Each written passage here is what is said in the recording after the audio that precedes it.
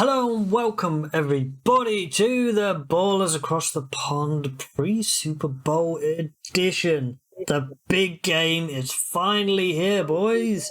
Well, Peter, how are we doing? Yeah, good. It's the big week, Super Bowl. It's finally here. We could be looking at history in the making, or the birth of like a new legend as well. So, like, it's going to be interesting. I think the two best teams are here.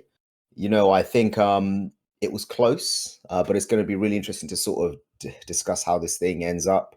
Plus, there's some other news as well with regards to like success off the field, as well as Hall of Fame inductees as well. So yeah, no, looking forward to it. Yeah, I mean it's Super Bowl week. One of the most exciting sports weekend in the history of sports, especially across the pond on the other side in the US of A. We fans of the game always look forward to this day, this weekend every year, and it being in Las Vegas is supposed to be a big one. So yeah, let's get ready down to break it down. Yeah, Vegas Super Bowl. Like Vegas does everything big and brash, right? Exactly. And the Super Bowl is big and brash. So how Yeah. big and brash can they be? But Everyone crazy over there. yeah, it's the Super Bowl always has Well, its let's say whatever distractions. happens in Vegas stays in Vegas. It doesn't mean if you win a Super Bowl day, it stays there. Like it's gonna fuck with you. I think win or lose, this is probably one of those games where the team that loses is like, oh, we lost. Damn. I mean, let's go and have fun. They're not gonna go home and like let it sink in. Some of them might be getting changed for a night out as soon as the game's finished. It's going to be a different one, definitely. But before we get on to previewing the actual Super Bowl itself, we have a couple of pieces of news that we really want to talk about. And one of them is a success story from this side of the pond. And that is Aiden Durde being named the defensive coordinator for the Seattle Seahawks. Our very first coordinator from our side of the pond. Yeah, no, I think that's absolutely huge. A lot of people don't understand this guy has come through the UK system. Not only did he play in the UK, London Olympians, he's had that heritage there. He went to Warriors, played and coached. So you know how most people start off their careers like after they've played in the league or like they've been really good in college, high school. He didn't have any of that. He had to start from the UK. So he worked through uni balls, senior bowl, Brit Bowl coach, and worked his way through. He got an opportunity, to sort of do almost like an internship with the Dallas Cowboys. And he went over with our guy FA as well. They both went, but he was an absolute sponge while he was there. So a lot of people, coaching is their job. They have all these other things that they do that they like.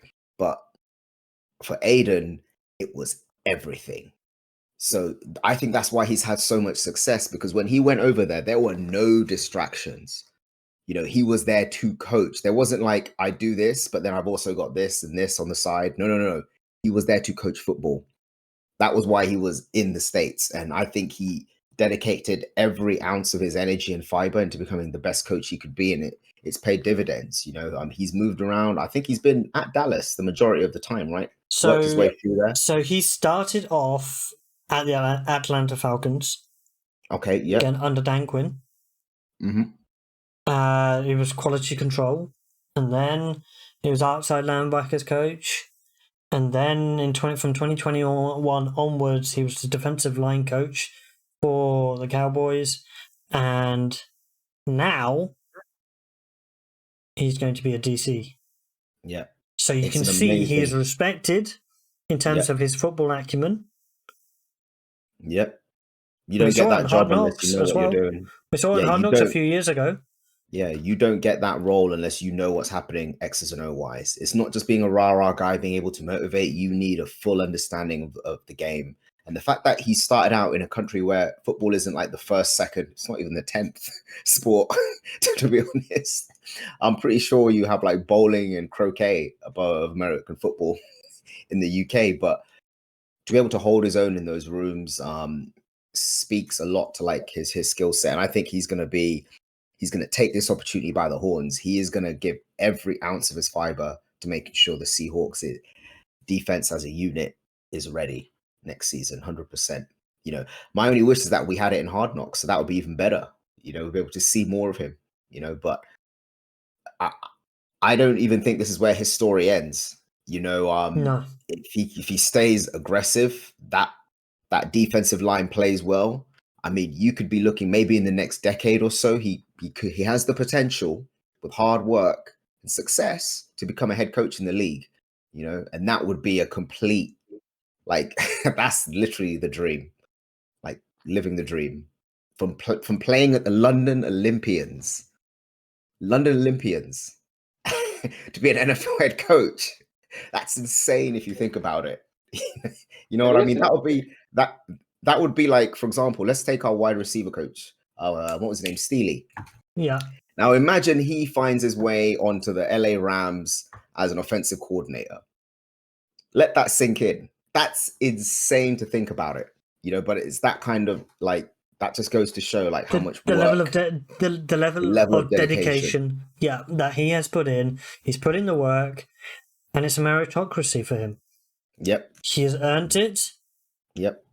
And he has got the right way through just sheer grind. Sheer grind. No, but it's inspiration, and it shows another angle whereby we can get a lot more Brits involved in the NFL and per se, and not just the NFL and college football as well. It's an inspiration, you know, that the coaching avenue, people that truly want to coach, people that truly want to do the work, can get into the sports, and you know, and we have more Brits getting involved in the NFL as it goes by. This is a pure inspiration to a lot of coaches, especially on this side of the ball, that when the opportunity comes to take up a role in the NFL, do it to the best of your ability. Yep. Keep working hard, and particularly, not everybody has the physical attributes to make it as a player, right? Yep. They don't have the physical attributes. Coaching is the other way to make it in the in terms of into the league. So, whilst you may not have the physical attributes, people who don't play tend to go straight out of university and they are coaching. They are putting that time in. It's true, and a lot of people don't look at it that way. Like, they just say, I'm just going to play, but they don't realize that there's other options out there.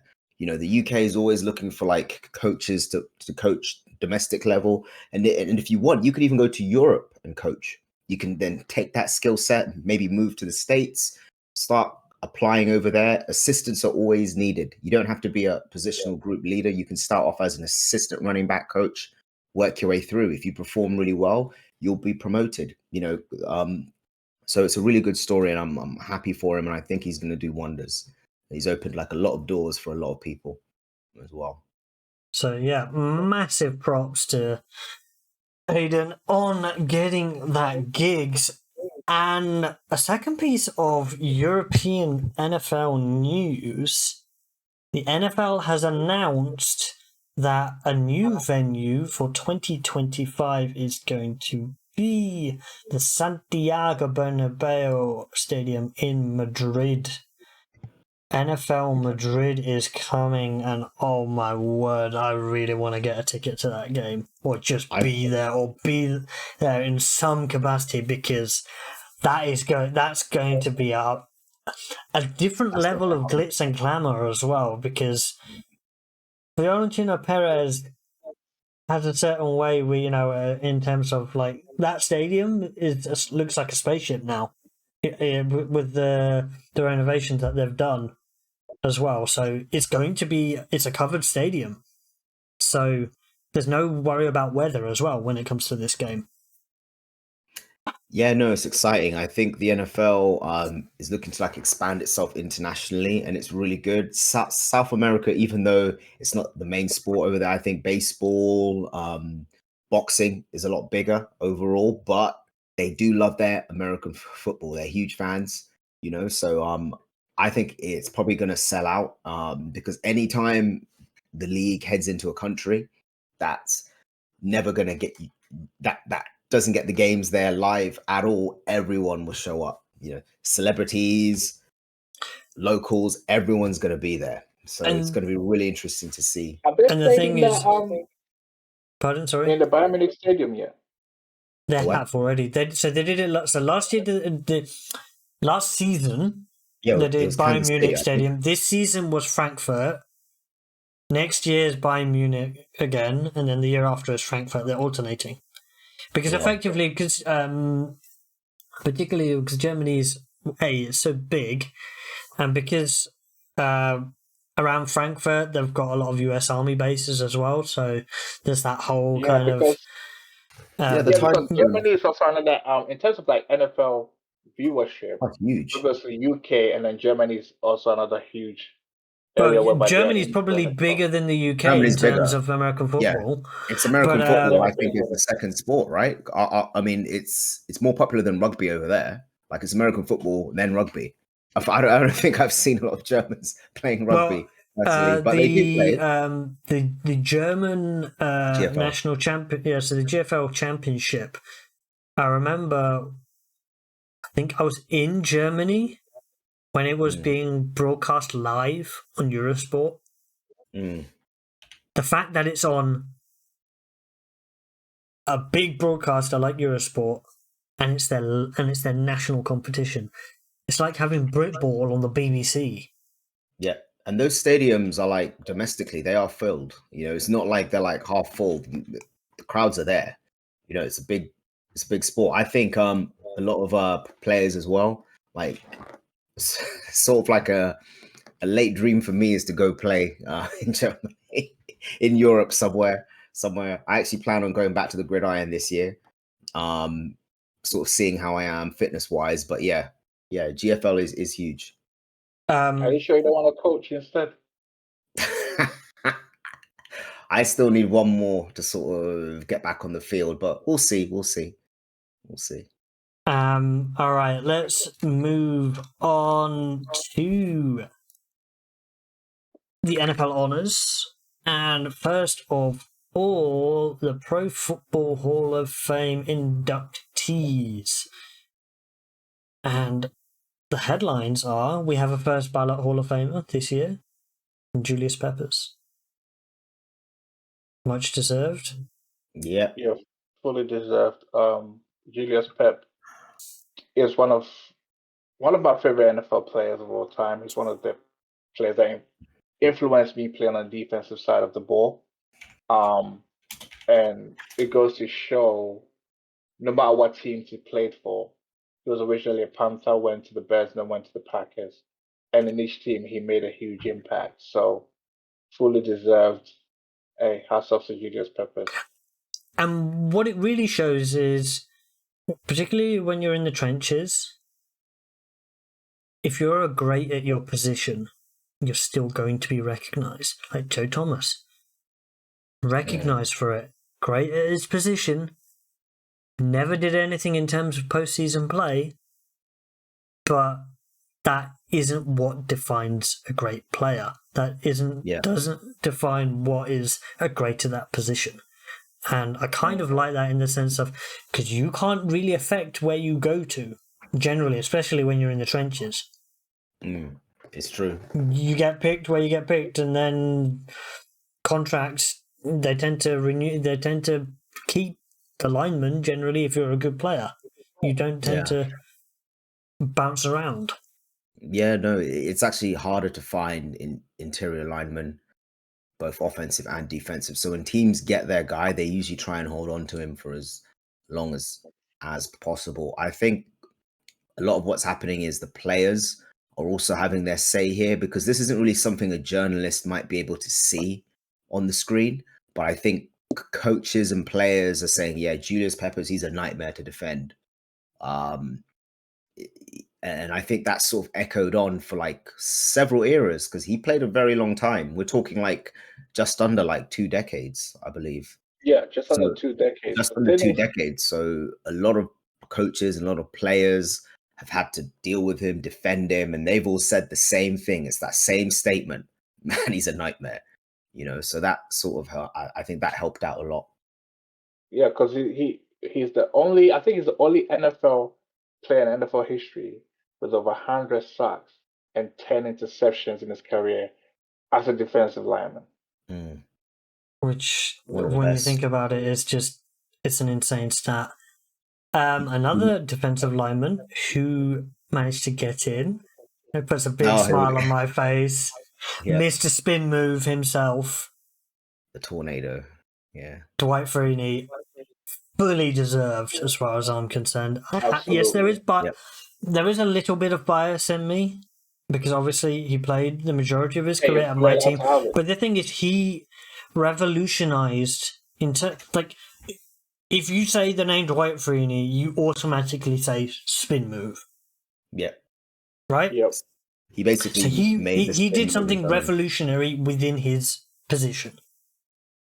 Yeah, He had and he Oh yeah, also a absolutely. very high performance, but also revolutionized an aspect of playing that position. That, for me, is something that is why you are a Hall of Famer. Yep, no, I think that, and he kind of changed people's perceptions because up until then, defensive ends, like he opened the door for perhaps defensive ends that weren't the status quo 6'5", 6'4". He was a little bit undersized, but he showed with No, good no, he technique. was undersized. He wasn't. 6'1", 260 is He was undersized. undersized. There are linebackers that are bigger than But he's not quick. not larger, but taller than him. So what he did was he opened the door and said, I'm an edge rusher. My job is to get to the Right. QB, and that's what he did really well. And he showed for that you can be a little bit undersized and you can still produce at a high level, and still dominate against guys who are 6'5", 6'6". He made them all look slow, or else he wouldn't be here. Exactly. He embarrassed some of those I guys. You know mean, what I I mean? mean, he's the reason why, if for example, Hassan Reddick keeps on producing at the rate he's produced and ends up in the Hall of Fame at some point, Mm, it'll be because of Dwight Freeney. yeah. Because Freeney showed the way that I could be 6'1", I could be 6 feet, and I can still dominate these tackles and get to the quarterback. It doesn't matter about the size; it's about how good I am as a football player and the stuff in it. And I also got to give credit now to Bill Polian for drafting Dwight Freeney 11th overall in Mm. 2002 at That's that huge. size, because that is a huge call. Because back in those days, they were not picking players at that size in the first round. So Yep, huge shout yep. out to Bill Polian I for don't think, having the boldness to pick Dwight Freeney. yeah, to put it in perspective, linebackers now, tall linebackers are like 6'3".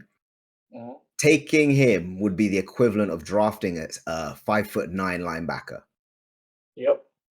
That's how much that's how much he had to compete with, and how much of a big deal it was. And he 100% produced. Like he overperformed, and 100% he belongs there.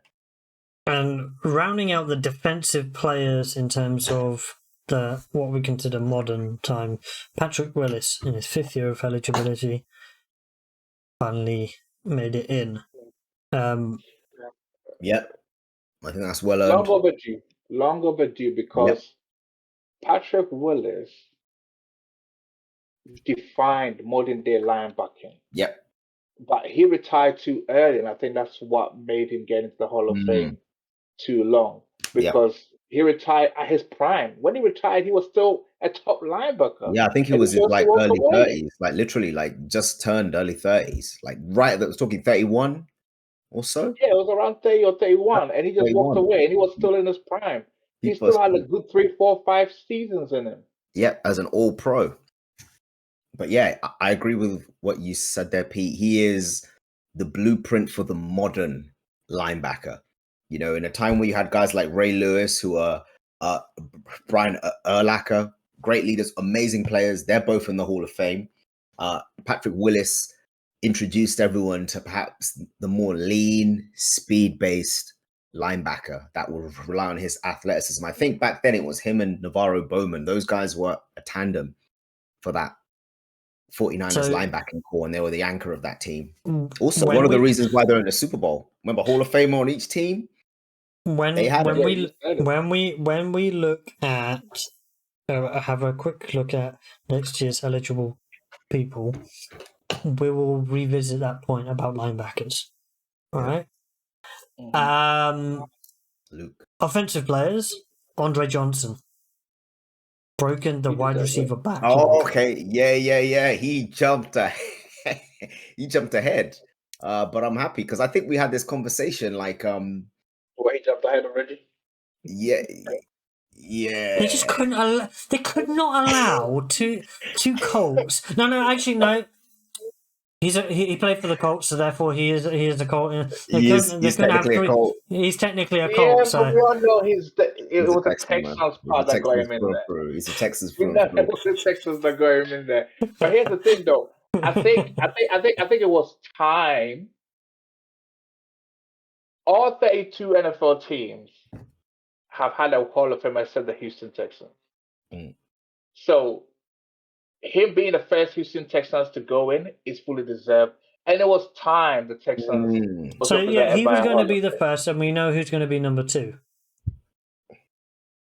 Yeah. And he's going to first ballot. Number 2 is going number 2 is going in first ballot. We know that. Yeah, first ballot. But yeah, no, I think it was Andre's time. Like if you take into account, he was the Houston Texans. You know, people didn't really care much to watch them or have any aspirations, but people showed up to watch Andre Johnson play because they know in terms of like his skill set.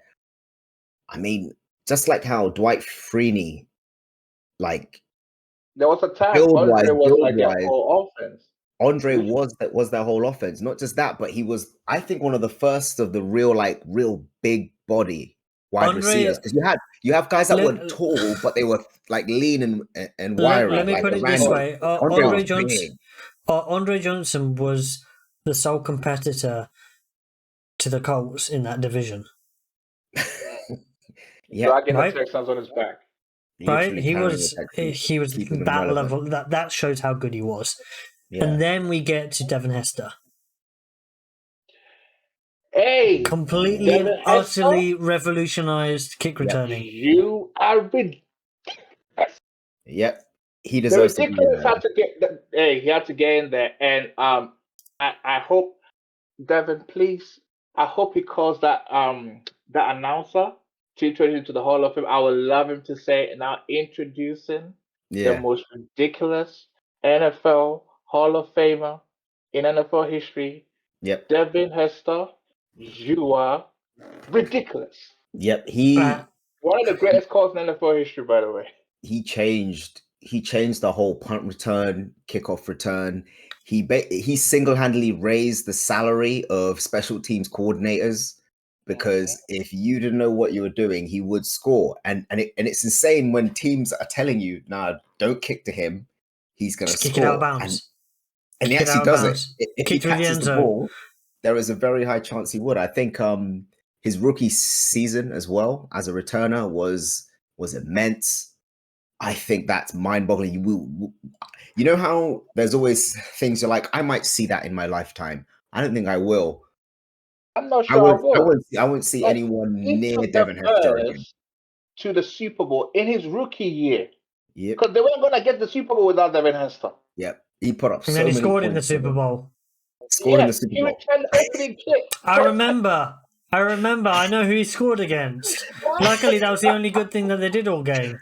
Yeah, so that's why it's long overdue.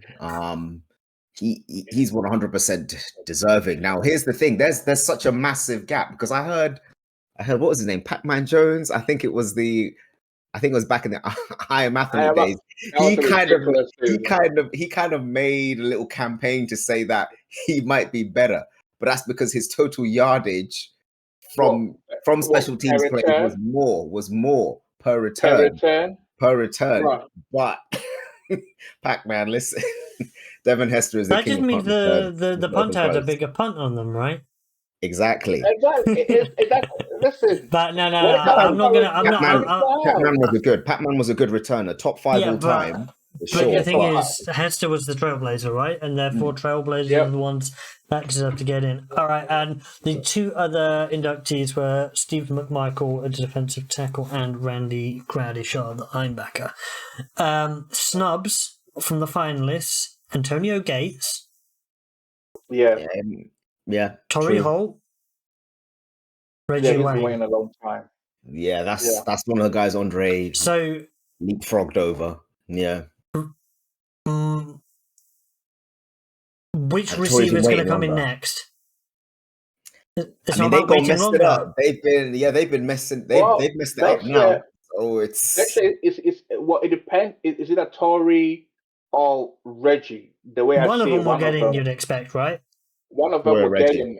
Whoever doesn't get it, you're gonna have to wait till 2027. For 2026, there's a certain guy that's walking in. Yeah. So I at least wonder they who that have is. some. At least they have I don't some even. control. I don't even need to say anything. But yeah. So Reggie Wayne, Jared Allen, Fred Taylor, Rodney Harrison, Darren Woodson, Jari Evans, Eric Allen, Willie Anderson. Those were the other finalists. Those were the Fred Taylor. other. Those Freddie were the. T. Those were the other finalists for the Hall of Fame. All right, now let's talk very briefly about the first year eligibles in 2025. Okay. Now, will this person make the Hall of Fame first ballot? He is a 2-time Super Bowl champion. He's walking Quarterback. in.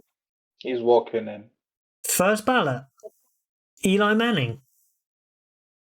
Okay, so here's the thing. The politics will He's make him not, walk right? in. The politics will He's not let a him first in. ballot. So if Archie and Peyton truly stay away from the process, Yeah. he'll be in maybe the next year, but he will not be in 2025 or 2026. He will go in. The politics. But that makes it difficult, yeah, because Archie loves to get 2026. gets involved, man. But hold Archie on a second, though. I know we're talking about 2025, right? But I'm going to talk about 2026 a little bit because Drew Brees is eligible in 2026. And when you compare those two, like, You got Larry Fitz, Drew Brees, Marquise Pouncey, Geno Atkins. I mean, Frank we know Gore, Larry and Jason Drew are Witten. first ballot. Yeah, Drew's definitely But getting in. would they put two quarterbacks in 2026 if Eli don't go next year? If Eli doesn't go next year, he's in the year after. You'd expect him to be the year after. You expect Larry Fitz and Drew Brees to be first ballots. Yep. So, Yeah. it's Would you about add who Eli? else. It's rare that you put in 2 QBs because that's meant to be the most prestigious position, like the hardest to get in on, because you got to do so much, so much, like, or else you might as well just let in every all-pro, multiple Pro Bowl QB. Like, he won the 2 chips. He won the 2 chips. But if he didn't win that second championship, is this even a discussion? No. For me personally, Eli, in my opinion, he should go in 2027. That's his third year. Yeah. And that is in line with his career. Yeah. Right? So for me, Eli should go in 2027. He's still a Hall of Famer, just not first ballot because his numbers don't scream first ballot. Yeah. Plus, like I that's said, why the 2 Super Bowls. And then, in my opinion, a player who's going to be a first ballot Hall of Famer is a kicker, Adam Vinatieri. Oh yeah. Yeah. He's walking in. Vin has to. Yep. Nobody has the. Who has it? Like, I mean, he didn't find clutch kicking in NFL. Exactly. Nobody has what he has in terms of clutch kicks, in terms of Super Bowls and championship games that he has. But don't be surprised, though. Here's my little caveat. Don't be surprised if they do what they did to Hester, because Hester should have been in a long time ago. Hester, it was his third year, but Vinatieri... But just like Vinatieri, he's that guy. Won Super Bowls with his foot. Yeah. Oh, yeah, he's walking in. That's significant. Another man. Now, this is where I come back to our point about linebackers and having to wait too long because he retired young. Luke Kuechly. I think if you let Patrick Willis in... No, but they made him wait 5 years. How was Luke Kuechly when he retired? Luke Kuechly retired because of the concussion problems. Yeah, because he kept getting concussions. It wasn't like a early exit. But the thing is with Luke, like he defined linebacker. He's 32 now. Yeah, he retired. Was young. Yeah. I think they'll punish him for not really punish, but I think they'll make him wait just to say you haven't got the length. But in terms of who he is and what he represents, I mean, people are like, this is the guy, But Before TJ Who Watt. was the guy? Because If he was here now, Luke Kuechly is the best right now. The way he went out, if he was still playing right now, he would be looked at as the best pure linebacker in the league. TJ would be the best like edge rusher linebacker, but Kuechly is the best. Would have been if he was still playing now the best pure linebacker in the league, as in he does everything to a high level, like no weaknesses, like no weaknesses. So he played 8 seasons, right? In the league. 7 of those 8 seasons, he was an All-Pro. 5 of those 7 seasons, he was first team All-Pro. His numbers, here's the thing, his accolades is very in line with Patrick Willis. Patrick Willis was also 7 times All-Pro, 5 times first team All-Pro, same as Luke Kuechly. They both played 8 seasons in the NFL. Yeah. The only thing is that Willis didn't win Defensive Player of the Year, but Kuechly did.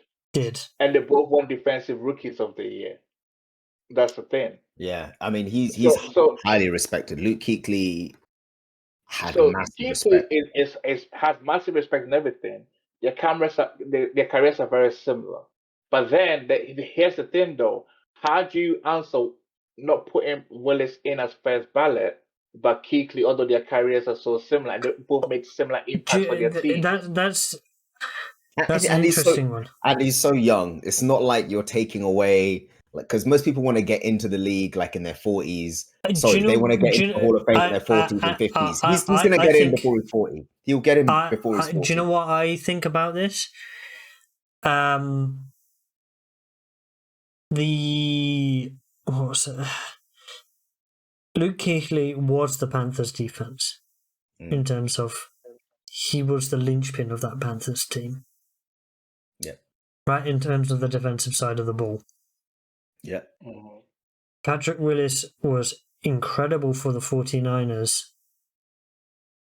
but do you think Patrick Willis was like it was him and Navarro Bowman? Because I think Willis was becoming.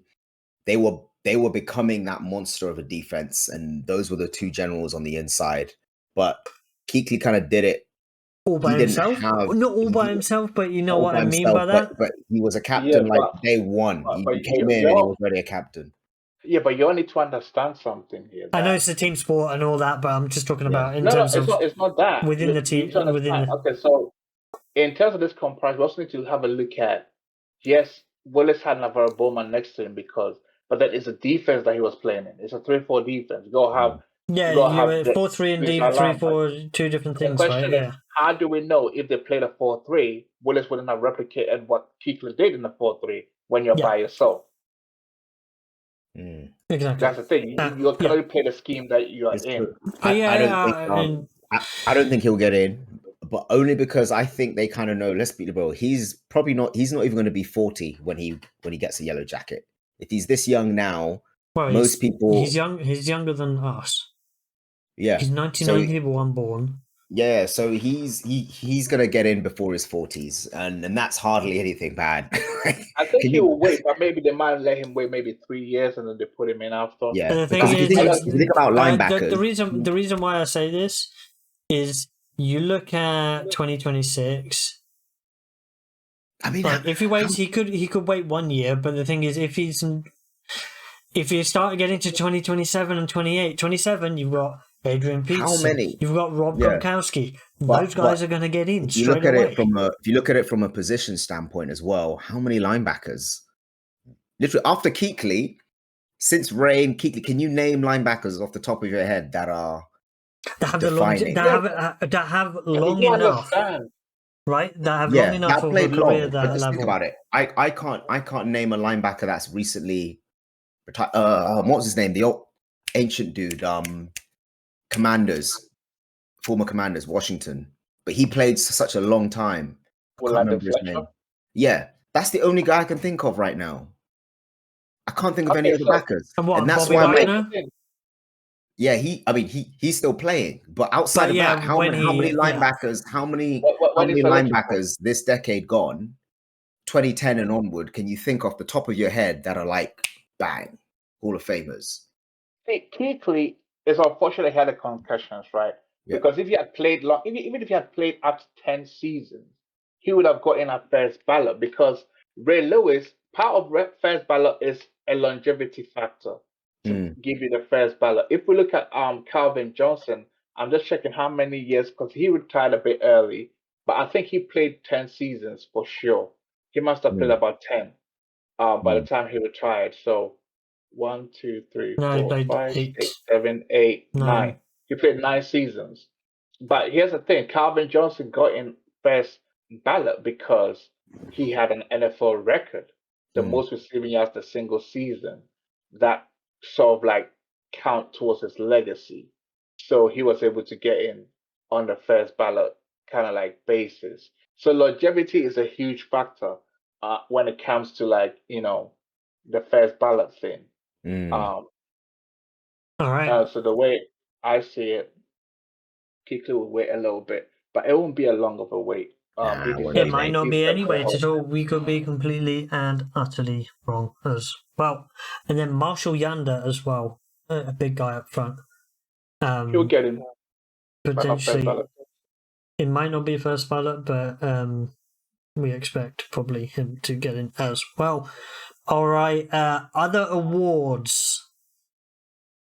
There were, I would say, a couple of surprises in terms of selections. And first of them, well, not so. So the player who probably felt a little bit miffed was TJ Watt in terms of getting Defensive Player of the Year, but Myles Garrett getting it ahead of him. Now, I can understand people looking at it from a statistical point of view, and you look at Myles Garrett's end of season, right? The last 7 games of his season, if you include that postseason game, he had but you don't include the postseason game in terms of the numbers for the award. So he had 1 sack in the last 6 games. Yeah, but he wasn't like 100%, was he? Like, no. It's not about. I mean, I know it's not about that. I know it's not about that, but people want to see like a full season of production. They don't want to see you being like shut out, But here's the thing: For me, I think his play did fall off towards the end of the season, even though they were winning games. 6 games, man. People do look at that. But here's the thing: the conference of defense, right? And that's what sometimes when it comes to these awards, you look at the tape. Some of these awards things, somebody generally, believe you or not, sometimes they'll watch the tape or watch the film. And when you watch the film, yes, TJ Watt has had 19 stats, had a better stat line.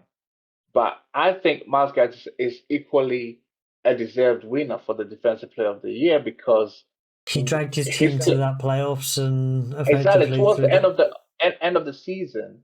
Whilst he wasn't producing the sack numbers that you normally expect from a Myles Garrett towards the tail end of the season, his team was winning defensively in other areas because of what he was able to do. Like, for example, teams were not running on Myles Garrett. He was shutting down run games across the board. Going to this postseason, Cleveland had one of the best run defenses in the NFL heading into the postseason, right? And a big part of that is Myles Garrett. The ability for Cleveland to have that defense. And the fact that certain times he's going to be double teamed. There are certain times whereby he might not be affecting the stat sheet, but the influence cause other players around him to shine. And that's what sometimes we don't see when a great player sort of like tails off towards the end of the season. So that could have been a factor in terms of. How many tackles do you reckon he had in that stretch of games where he didn't? So he only had 1 sack, and that was in the final game of the season. He had 2 tackles, no tackles, 1 tackle, and then 3 tackles for the last in each game for the last 3 games. They weren't running to his side. They would. It happens. I can understand how Steelers fans, from the perspective of I guess. from a statistical point of view, you can't beat TJ Watt's numbers, and you saw when you took him out of that team what that Steelers defense looked like. Yep, it was a shell, complete shell, and he masked a lot of the problems with regards to that defensive side. It was 3 of the awards were awarded to Cleveland Browns, and one of them was Comeback Player of the Year. Joe Flacco coming off the couch and beating Damar Hamlin. Yeah, a lot of people were like, it was between him, Baker, and Damar, and Joe, right? And Damar. I think that Damar Hamlin's is like an amazing story, but he wasn't really a factor on the field. And I think this is what they decided to do. They looked at it from an on the field standpoint. They didn't look at like everything else that was happening around the fact that he's on the field. The fact that he's on the field and he's alive. He's alive. The fact that doesn't automatically make you a winner kind of thing. Yeah, then I think doesn't matter what he looking at. He plays, like, hypothetically, if he played one snap, that automatically made him a winner. I think that's what people were. Yeah, so I think, it's an amazing story, but I think everyone knew that this was going to be the huge decision they were going to have to make, and I think they decided to go with, like, let's just keep it like an on the field award, just like the Heisman. You want to try and keep it between the hashes, and everything that happens out there, everything else around that is nice icing on the cake, but they're not going to look into it, because I came into this season and was like, Damar Hamlin, if he even plays, is going to win it, but I think Joe Flacco, with what he's had to overcome, you could tell from his demeanor, I don't think he even he made a city believe as well for a little bit. He brought a city back. He made a team look back and realize, hey, listen, this is what our team can do with someone who can be consistent and competent. And I actually think the effects of what he's done is gonna echo on next year coming, because Deshaun Watson now can't really hide anymore. He's got to produce because of what Joe Flacco's done with that same team, same players. So now, like, he has someone breathing down his neck. I don't know if Joe Flacco's going to play. He might go into like half retirement again and be like, hey, listen, call me up if the situation is right. You think he's coming back? Well, if I'm Kevin Stefanski, I'm like, I need Joe back. I need Joe back. We're going to camp. Is between you and Deshaun. May the best man win. Yeah, okay. I could see that, because that's going to make May the best man win with a man with a fully guaranteed contract. Yeah, but Deshaun's looking at it as though... Listen, the locker room, you guys were not watching. They responded to Flacco. They knew who gave them a great chance to win. Now, if you go to the offseason, you tell them Deshaun's the guy, they're going to be looking around like, hey, you say Deshaun's the guy, but we don't really fully believe it right now. Here's the thing. If Joe Flacco is still in that building, that will happen. So the only way you come back to that building, because the team is in that building for him to come back. Yeah, so if he's still in that building, then it's going to be a live competition. But if he's not in that building, then how many games did Flacco play this season? I think he played 4, right? I think it was 4 games. He played more than that. Regular season and postseason. He played 5 regular season games. 5 regular season, yeah. Okay, so now it's almost like, okay, so what if we had Joe for the whole season? Where would we be right now? Yes, in the playoff, he melted down. If you had Joe for the entire season, and what's his name, Mr. Chubb didn't get injured as well. Yep. Yeah, and Chubb didn't. Imagine if they had Chubb in the playoffs. That would have eased some of the pressure on Joe. And they probably would have played better against the Houston Texans, but that's neither here or there. Njoku 100% is Team Joe Flacco. He rejuvenated. This guy was Njoku his first Pro Bowl in his career. Pro Bowl, and he was meant to be a Pro Bowler from day one. And I've been saying all along, he's kind of underachieved his whole career. But this season, he's shown what he can do. He can be in that conversation, that top 5 tight end conversation, and continue to rise. So 100%. And Njoku is like, guys, like, you got to bring Joe back. I need this guy back. because I think with the whole season, he can eclipse the numbers easily that he achieved this year. Because the thing is, they got to open it up for the locker room's sake. But the thing is, Deshaun has to be motivated. And listen, he's gonna be motivated. For Deshaun's career's sake, I just hope he goes into the offseason, train at his hardest, and vows to come back with a vengeance, right? Because I like Deshaun Watson. Yeah. But here's the thing, though. Flacco came off the couch and have played better than you played since you got to Cleveland. He's got his money. His contract's fully guaranteed. He could just take the money and that's it.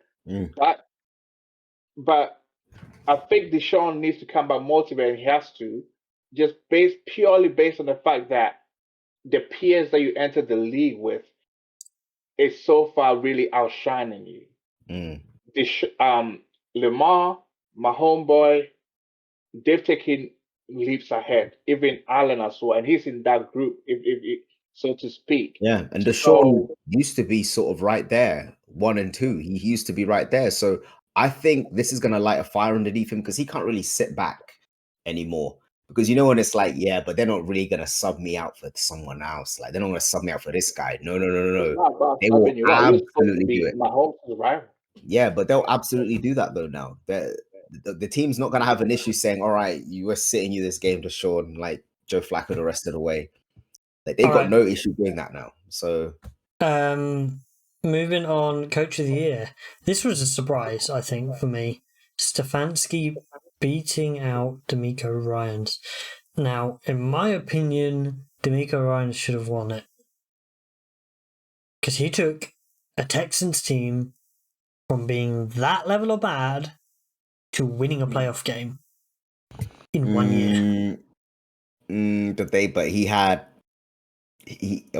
a guy under center that transformed the entire. I know head coach as well. Defensive. It's all well and good having. It's all well and from a defensive point of view, they were terrible the year before, right? Yeah, he fixed that defense, which is what he's meant to do as a defensive head coach. They drafted well. They obviously have the good head coach, but I think what they might have been looking at was like an organizational effort. Like they hit really good across the board. They drafted well. Hired a head coach well. Defense was fixed up. Hired a head coach well. He handled his side of the football well. They got a good offensive unit. They hit high on the quarterback, and the quarterback developed, was coached well. They hit so many good points, and I think they might have said this is an organizational win. Like they've hit, and I think that's the only reason why.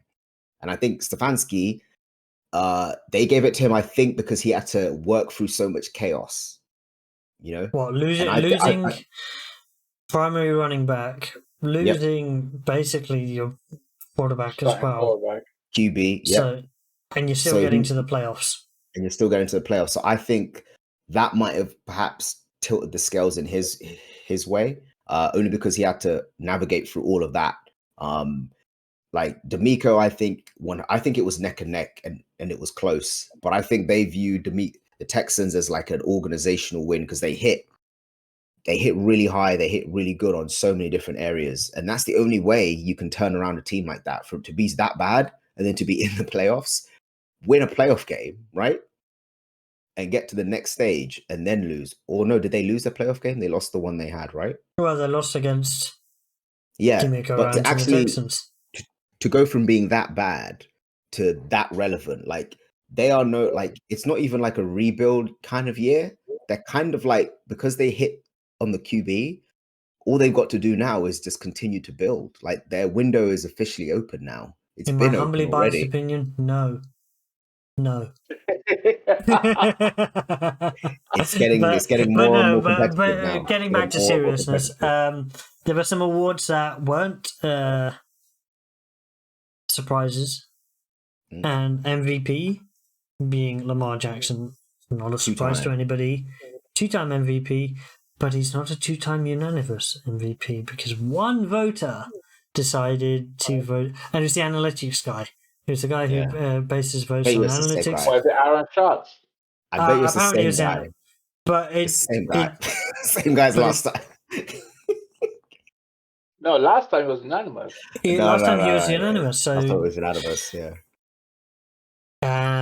So yeah, 2-time MVP, and then Offensive Player of the Year, CMC, and he was deserving, miles clear, deserved. Now it would have been a very fun one had Tyreek not got injured in the year. Yeah, that's a shame. But Because I think Tyreek's going to hit it off. And also, I think the issue was with Tyreek was Tua's performance towards the end of the season kind of dipped off as well, and that didn't help Tyreek as well. And then other non-surprises were both Rookies of the Years going to the Texans players in CJ Stroud and Will Anderson. They both deserve that, and it shows how well the Texans did in their draft. So 2 years in a row, one team has swept. Yep. The Rookie of the Year positions. You draft well. This is what happens. You turn a team around quick. Are you saying the Arizona Cardinals are going to sweep next year? Oh, absolutely. That's a bold prediction from Peter right now. Unnamed players A and B are going to win a defensive offensive Rookie of the Year. We already know one of the players. It's written in the stars. He's coming. From a million miles away? Maserati Mall. All right. I'd laugh if some team just sweeps up and takes him. Why you gonna be in your progress? Why you gonna be in your progress right now? Can you imagine? Can you imagine if the most unsuspecting team just comes in, trades away everything to get you'll be so upset. Especially if it's your pick coming up, you hear that little twingle, ding ding ding ding ding ding. Wait, a team's traded up, and Pete's there like, no. Do you want to know a funny one? I remember I was watching a draft a few years ago. I think it was the COVID year. So we were on this, I can't remember what, we were using this app and we were all kind of like watching it together. And there's a Canadian guy who is a Cowboys fan, and he says the one thing I do not want us to pick right now is a wide receiver. And they picked CeeDee Lamb, and literally all of us were in tears laughing our heads off because he like it was the one thing and he was just apoplectic, and we were just crying our eyes out, laughing our head off. But we know that pick did pan out, but it was more of just it may have not been what they needed at that specific time. All right, now we've got to move on to the big event and our Super Bowl preview. Boys, there's a lot to talk about in terms of X's and O's in terms of this game. And the thing that one of the things I want to mention actually is, can the Chiefs apply the same tactic that they applied to the Ravens by stacking the box? Can they do that versus the 49? I'm going to ask you that question first. Can they do that, yes or no? And then I'm going to provide some data behind why I think one way or the other. I think they've got the defense to do it. You know, the Kansas City defense has been playing amazing this whole season. It's almost like this is a defensive-led team with Patrick taking that evolutionary step. Like, there's been a lot of people saying he's not forcing the ball anymore. He doesn't feel like he needs to throw open a game all the time. He's willing to sit back and be patient and like explode when he needs to. And I think that new Patrick is what's going to hold them firm. Like, don't get me wrong. I think a lot of what the 49ers do starts from the line of scrimmage. I mean, of course, every play starts there. But if you look at what they do with Debo, what they do with what's his name? CMC, you know, and Kittle, it's all in that box. So I think they're just going to congest it and say, look, Ayuk is going to have to play really well. We've got guys that can cover. We've got a good secondary out there that can do their job. Mm-hmm. But it's going to be, like I said, man. All right.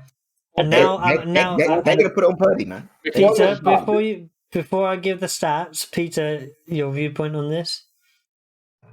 My viewpoint on this, I'm going to say, you said the Chiefs can they stop the 49ers running the football with the stack with 8-man box? Right, effectively by stacking the box, putting it in the box. Stopping the run. Can they apply the same tactic that they applied to the Ravens generally? Can they apply that to the 49ers and have the same level of success in preventing them moving the ball up and down the field? No. My answer is no, and my reasons why is because the Chiefs are facing the offensive player of the year, one of their best running backs in the NFL in the last 5 years, the best running back currently in the NFL, who he only needs a crease. If you watch CMC, okay, 2 yards here, 3 yards here, you give him a crease, he's gonna pop you for 10, he's gonna pop you for 15. He is He can take explosive. 30, he can take you 40, he can take you 50, Exactly. 60. That explosiveness. And the last time they played the Chiefs in the Super Bowl, they didn't have a CMC who can do it running and he can do it receiving the ball. That is that. And my second reason for this is 2 reasons. CMC, number 1. Number 2, Kyle Shanahan will not do what Baltimore did. He will continue to run the football until it's like 2 or 3 yards that they're getting. Yep. Because if they're getting the same 4.1 that the Ravens got, 49ers will keep running the football. So this is a stat that I saw on the Up and Adams show, actually. And 49ers versus 8 men in the box. They had 659 yards against 8 men in the box, which was first in the league. They averaged 4.1 yards per carry versus 8 in the box. They had 13 rushing touchdowns versus 8 in the box. Hey, you know what? That's typical Shanahan for you, man. His old man was the same with those Redskins back in can't just Commanders stack the back in the box day. against a future Hall of Famer and Christian McCaffrey and expect it, especially when you've got somebody like, you look at their line, the line is very good, and then you've got George Kittle at tight end blocking for you. And who do you have strong side? Who are they going to run behind on that line? Trent. And whenever he goes, good luck trying to stop him. They're going to run strong side. They know they're going to run. They're going to run behind Trent. It's a mismatch. Hey, but here's the thing about Spags, though. Spags, you give 2 weeks for Spags, he can cook up something. Now, here's the thing. I know it's for the 49ers right now, yeah. But I would put it past Spags to sell out. Like, do you know what? I'm gonna take a gamble and put 10. I know. He's not that type of guy. Put 8. Yeah. I know the consensus said put 8, but maybe let me go by the Ryan on this and stack it with 10 and see what we get. You know what? I think this is going to be one of those games where I think it's definitely going to be an on the field decision, because early on they're just going to put feelers out. So he's going to speak to his corners and say, "Hey, how's it going with Ayuk on the island? Do you think he can pull one on you?" He's like, "No, he's not going anywhere. I've contained him the whole game. I'm feeling good." Once you get that green light from the corner, I know this because when I was playing corner, like, coach would always ask me, "How are things on your side?" If you say, "I've got him on lock," like, it's okay. He might get 1 or 2, but he's not getting anything deep. Then that's the green light for Spag to be like, all right, maybe I can put in an extra guy in the box. I can bring the safety down a bit. But this is going to be an on the field. He's going to have to see. It's going to be a fun game of chess, isn't it? You're going to have to adapt. They're going to have to adapt. Here's the thing: Ellie Feelers, Legera Sneed, and the other corner I've told you, yeah, we got these receivers on lock. They ain't doing nothing. Okay, fine. Let's commit more. You bring down your strong safety into the box. Well, as soon as Kittle sees that, Kittle's like, "Hey, PA, let me get ready to roll." Yeah. Because the safety's coming out in the box. And and he's as good as any. And Kittle running after the catch. He can like anything. Yeah, he'll play the vertical game. PA deep shot. This is such a good game, man. It's such like both these coaches can respond. Yeah. When the Chiefs played the 49ers in that Super Bowl, I think in 2020, in which the Chiefs won, right? the 49ers team is better than that roster, especially on the defensive side of the ball. Because now they've got Fred Warner, who's matured into arguably the best middle linebacker in the game. They have Bosa, and the defensive line is very deep, and they're very equally good at stopping the run. Chase on the weak side. They've got Chase on the weak side, who could also pop up whenever he decides to play. Chase hasn't been amazingly great for the 49ers so far, but again, traded mid-season, that's going to be the case. That's the thing, though. There's a reason why he was drafted second overall. The ability is there. Sometimes you never know. A player could just pop up in a Super Bowl, be a one-hit wonder, and do what you need to do, right? He might be the guy who wrecks the game open. And he didn't show up anywhere else, but he showed up in the big game. For me, the key to the game is, can the 49ers do what in the playoffs all the teams that play the Chiefs fail to do, which is stop them from getting an early lead? Kind of 49ers defense, because the Chiefs had a great game plan, especially against the Ravens, the AFC Championship game. They got up to score quickly, got 14 points, added a 3-17, and then trusted their defense to stop the Ravens. The defense did. The Ravens played a part in that. Okay. But here's the thing. If you can stop the Chiefs from executing that game plan early on, what will be their response? Because the weapons are not there this time round, like it was last time. Because last time they had the Chiefs wide receiving core was pretty good. They had Kelsey, they had Tyreek, So now what I would say is, if there's one weak point to the 49ers defense, it is defensively outside of the numbers. We know that in between their numbers, they are lights out. Those linebackers cover incredibly well. They don't tend to give up a lot. Last week we had, not the week before last, we had a matchup where they had a team that liked to throw inside the numbers versus a team that liked people throwing inside the numbers. Yep. And even though the Lions had great success inside the numbers, that's not.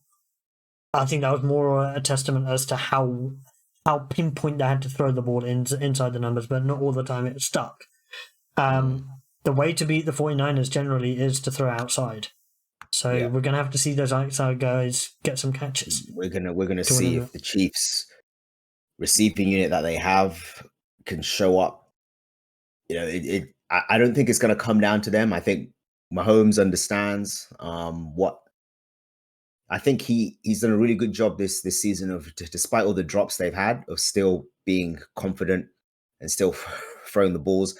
I think Kadarius Toney might not even make the flight. We don't know what's gonna happen with him. I think maybe he'll dress, but they're all there. I don't know. They're all there already. Yeah, they're all there. Super Bowl week, but it's more of one thing I've heard.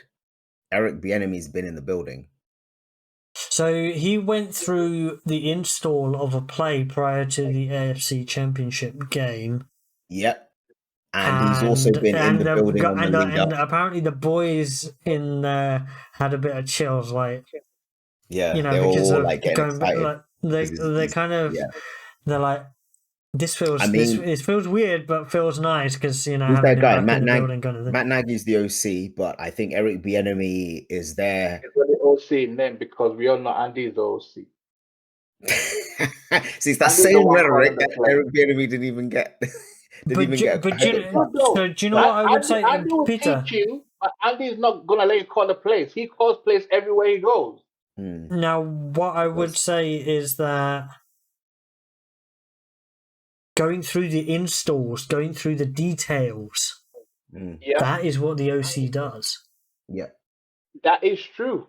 But as my OC, especially particularly when the head coach is the one calling the plays, the OC goes through the fine nitty gritties, like to make sure that everything is all the I's are dotted and the T's are crossed.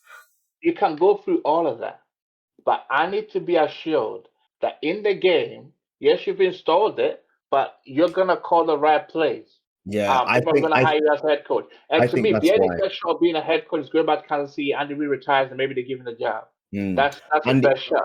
Andy Reid likes his guy, and I think he brought in Bieniemy because remember he's still getting paid by the Commanders. Like, so it's not really about I the think money. he just went He's to still see under the them, kind of payroll. thing. I think he went went to to see them. but he's giving them prep talk. He's telling them like, look, these are the intricacies. I've done a little bit of ad lib, some work on the side. This is what I'm seeing. This is what I think you should try and incorporate. And remember, they lack discipline this season. It's not skills. These guys can play, but the discipline, Bieniemy, exactly the discipline, consistency that they had with Bieniemy there. Like he's known for riding his players hard.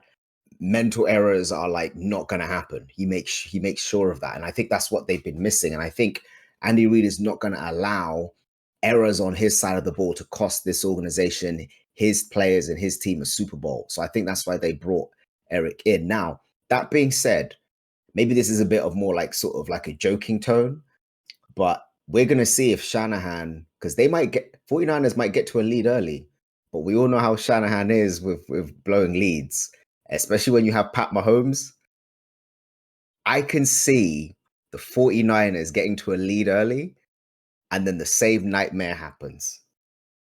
Patrick Mahomes is going to work his way back bit by bit. Okay. And we're going to be in the fourth quarter of a 2-score game. Okay, and Brock Purdy ain't Mahomes, man. No, I'm not saying he's Mahomes, but the one thing Brock Purdy has, right, over Jimmy G last time they won the Super Bowl and the last callbacks, that Brock doesn't turn the ball over easily.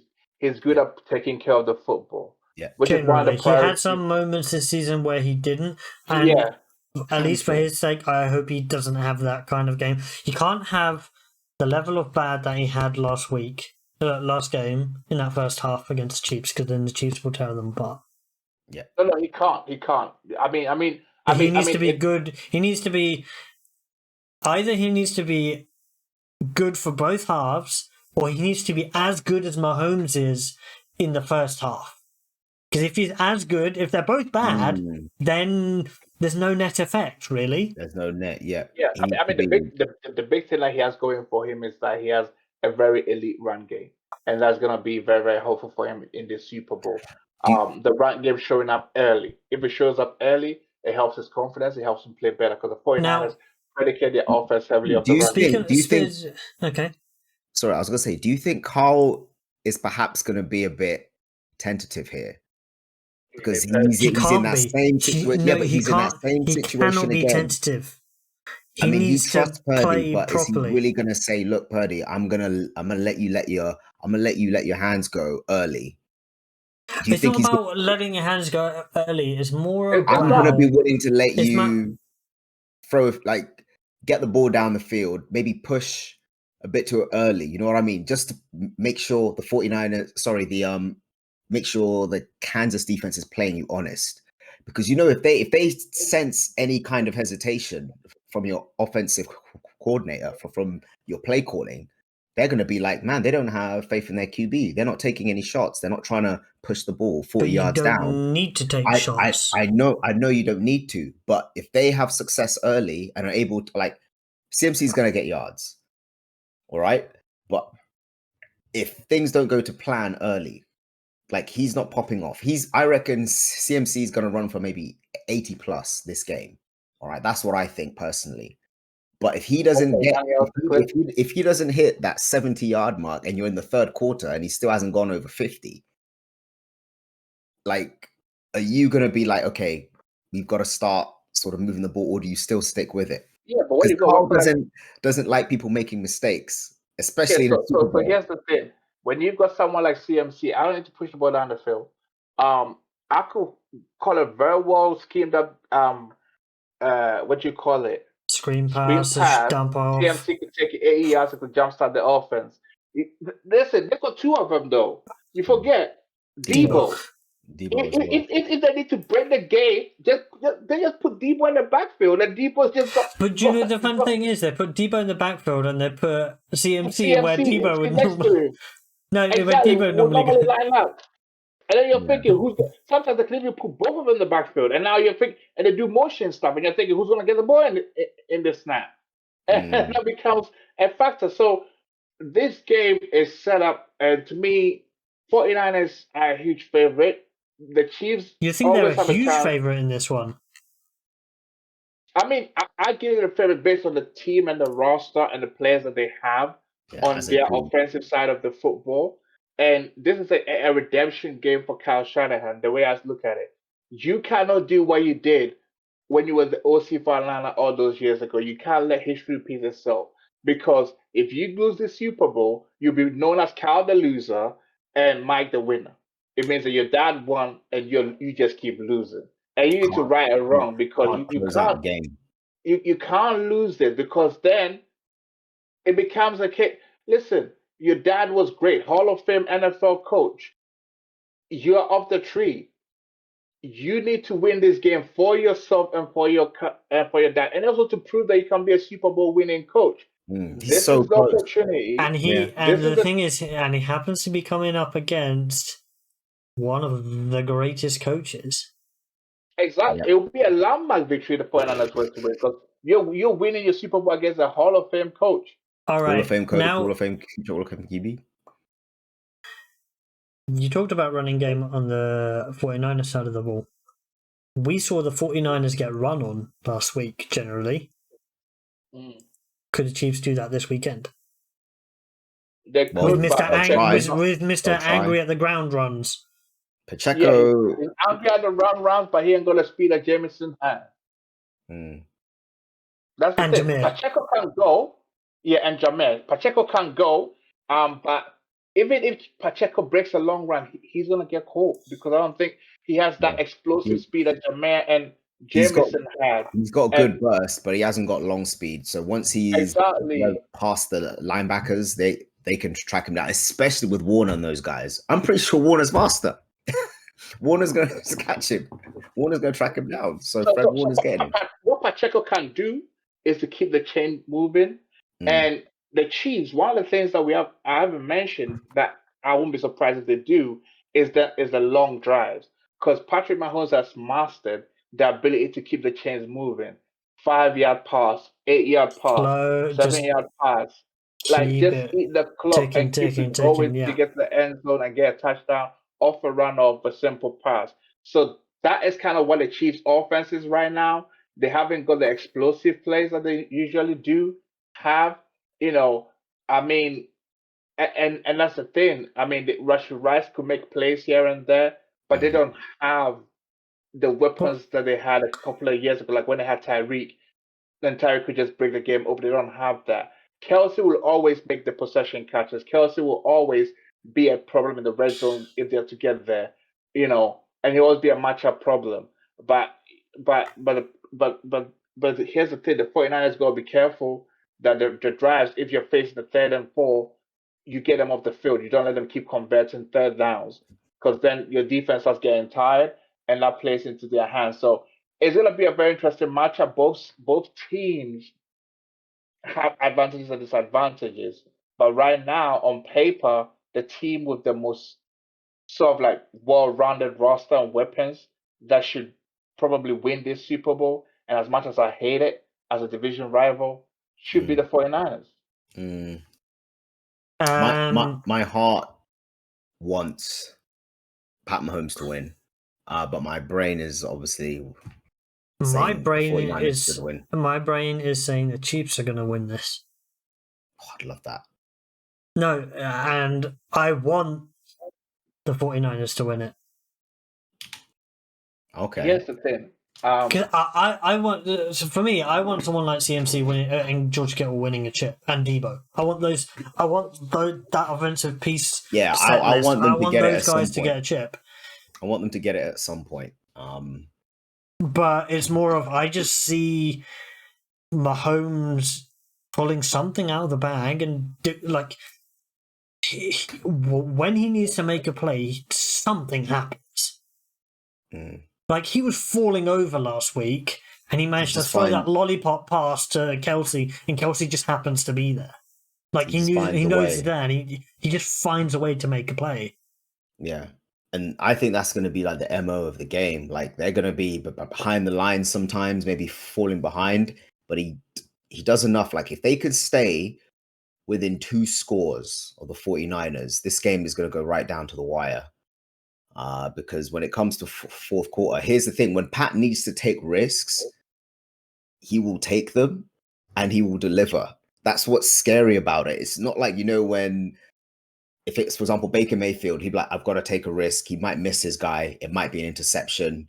The play might not work, But when Pat Mahomes needs to take risks, that's when I think he's at his most dangerous. It's like if you corner his offense, if you corner his team, that's when he's at his most deadly. You almost want to sort of lull him to sleep, by keeping it close and then just bursting and scoring 2 touchdowns, 1 touchdown right at the end. You don't want to sort of keep it neck and neck or have him behind, but do you know a peculiar thing?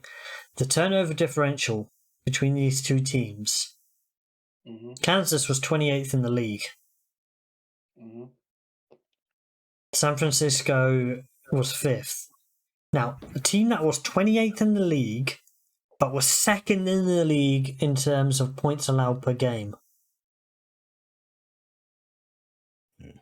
So that means the Chiefs' defense is technically a bend but don't break defense. They play that to perfection with the personnel that they have.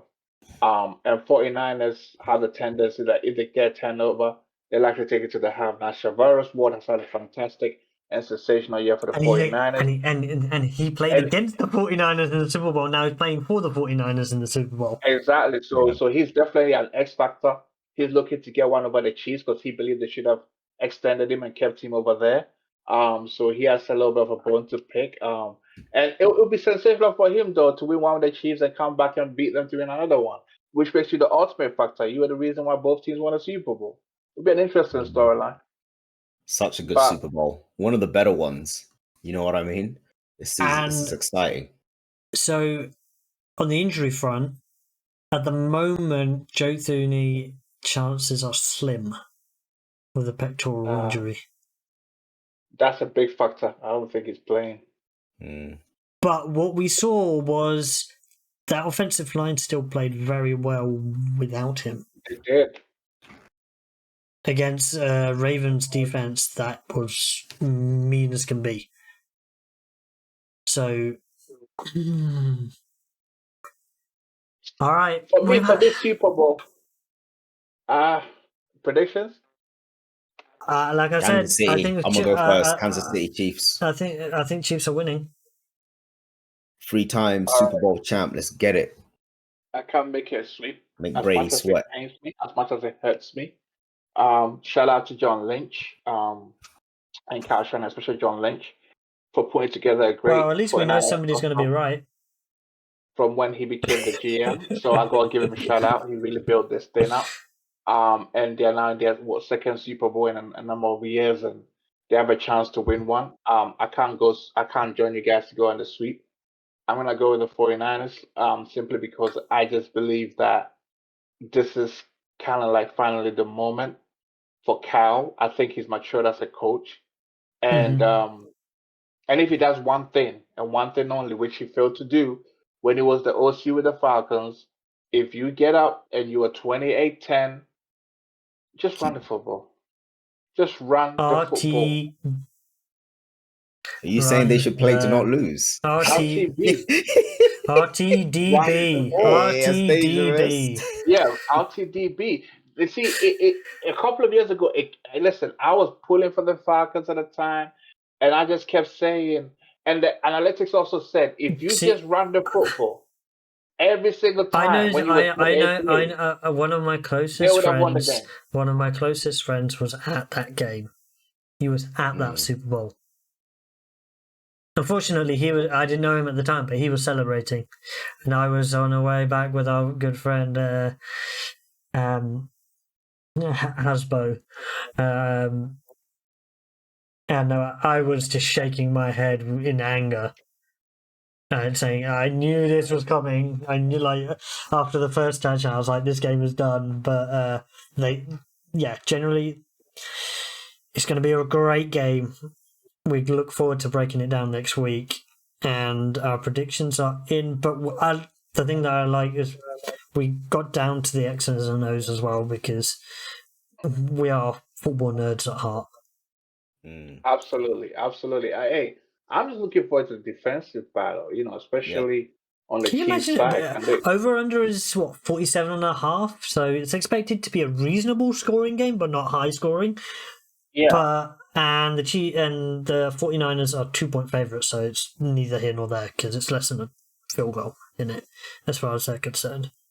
But yeah, that is our Super Bowl preview show, and we'll catch everybody next week breaking down what happened in the game. I'm sure everybody's going to be watching it, and until then, it's goodbye from myself, goodbye from Peter and Will, and we will catch everybody next week for a debrief of the games.